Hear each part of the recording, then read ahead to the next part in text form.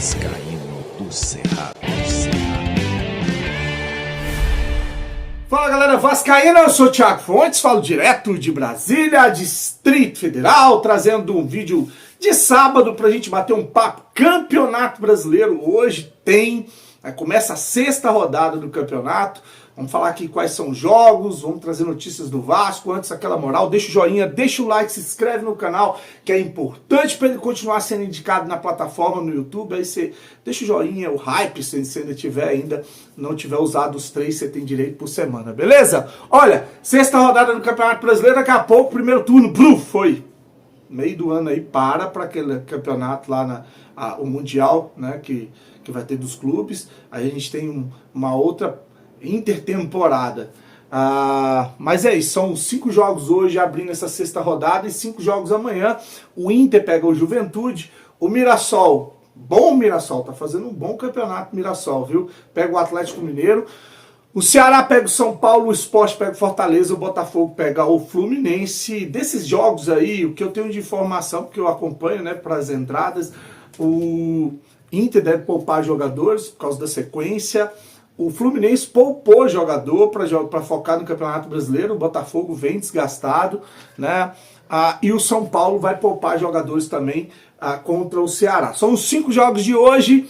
Os jogos de amanhã, os 5 são Urubu e Corinthians, Vitória e Grêmio, Palmeiras e Bahia, Cruzeiro e Vasco, Santos e Bragantino, fechando os 10 jogos da sexta rodada do Campeonato Brasileiro. Vamos falar aqui de Cruzeiro e Vasco. Vou começar com a notícia do rival. O Cruzeiro vai ter à disposição volta do Matheus Pereira, do Fagner e do Bolazier. Lembra do Bolazier? Aquele lá que estava no Criciúma, que goleou o Vasco São Januário, ficou rodopiando, fazendo gracinha. É ele mesmo, está de volta, vai estar à disposição para esse jogo, apesar de ele não ser titular, tá? E aí, uma informação que saiu hoje, o Dudu está fora dos relacionados, tá? Foi cortado do time pelo técnico Leonardo Jardim. Por quê? Porque quando acabou lá a Copa Sul-Americana, o jogo, a terceira derrota do Cruzeiro na Copa Sul-Americana, lá pro Palestino, ele deu uma entrevista ali na zona mista, e aí ele soltou os cachorros. Ele falou, olha, tá na hora de responsabilizar não só os jogadores, mas também todo mundo envolvido no projeto. E aí citou a comissão técnica. E aí foi perguntado sobre a titularidade dele, ele disse que não entendeu porque foi tirado do time, que vinha bem. Enfim, por causa desses questionamentos aí, o técnico tirou ele dos relacionados. Ele sequer está relacionado para a partida. Bom pro Vasco, acho que o Dudu é um bom jogador, tá? Então o Dudu tá fora. O outro que tá fora, o zagueiro Fabrício Bruno. Fabrício Bruno vai cumprir suspensão por causa de cartão. Então, o Cruzeiro já tinha perdido o João Marcelo, que era titular na zaga do Cruzeiro, por causa de lesão, né, no ligamento. E agora perde Fabrício Bruno. Então, o Cruzeiro com uma zaga, além de uma zaga reserva, ainda com um goleiro bastante criticado, bastante questionado. Tem cruzeirense pedindo para o Cruzeiro voltar pro Cássio voltar pro Corinthians, pelo amor de Deus. Então tá aí, notícias do Cruzeiro. Agora notícias do Vasco, Tietê voltou a treinar, vai estar à disposição, treinou hoje, você tem o Márcio Barbosa, vai estar à disposição para o jogo amanhã.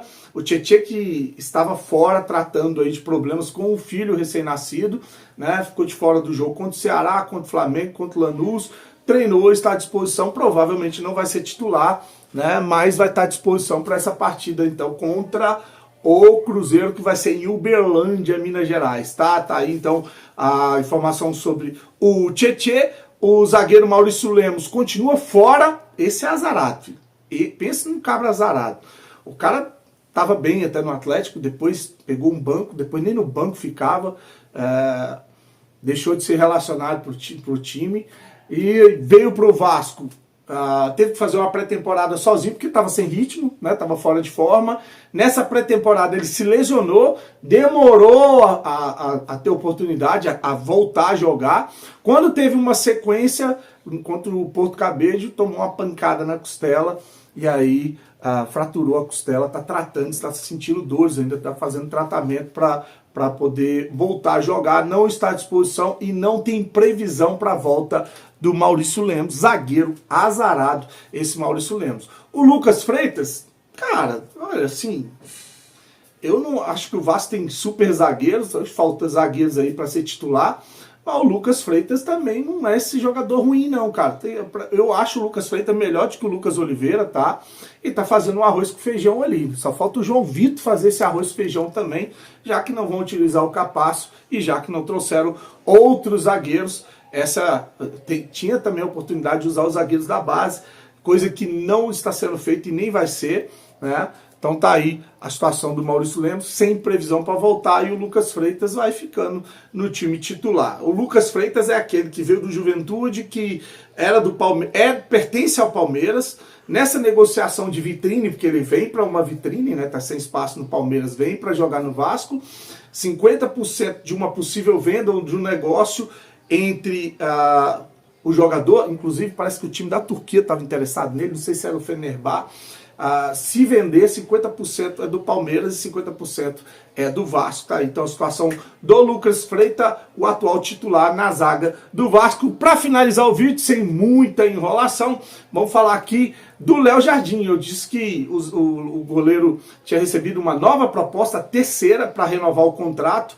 Nessa terceira proposta, não revelaram o salário, né, mas que tem um aumento considerável, e que o contrato dele ia ser estendido, ou vai ser estendido até 2030, dezembro de 2030, 5 anos e meio de contrato, que é uma coisa melhor que, uma segurança melhor que essa, né? Então um salário melhor e um contrato de 5 anos, 5 anos e meio, tá aí, foi oferecido então para o Léo Jardim. Vamos ver se ele dessa vez assina essa renovação ou está de planos mesmo de meter o pé do Vasco. Como eu falei, independente disso, ele não pode sair agora, porque descobriu-se, tá? Teve um cara que me criticando aqui, mas você não falou que ele podia assinar um pré-contrato e sair de graça?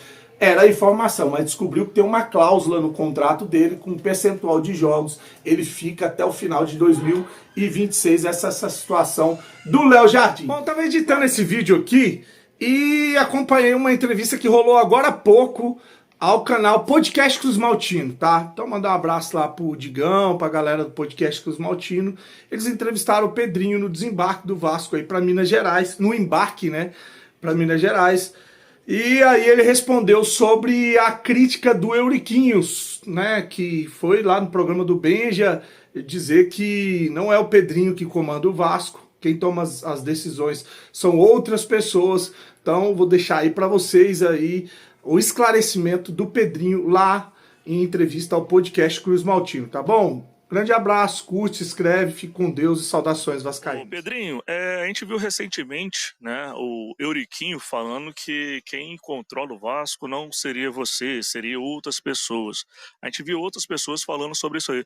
O que você tem a pronunciar sobre isso? O que você tem a falar o torcedor sobre isso, que fica uma dúvida, né?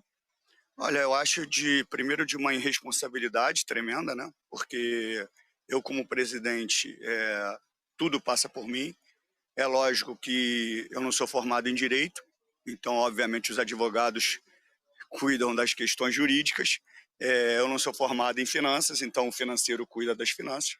Mas, obviamente, eu tenho os melhores em todas as áreas, tudo é passado para mim e eu defino o que vai ser feito. Então, mas se tratando da pessoa que falou, tudo que ele fala muito mais sobre ele do que sobre mim.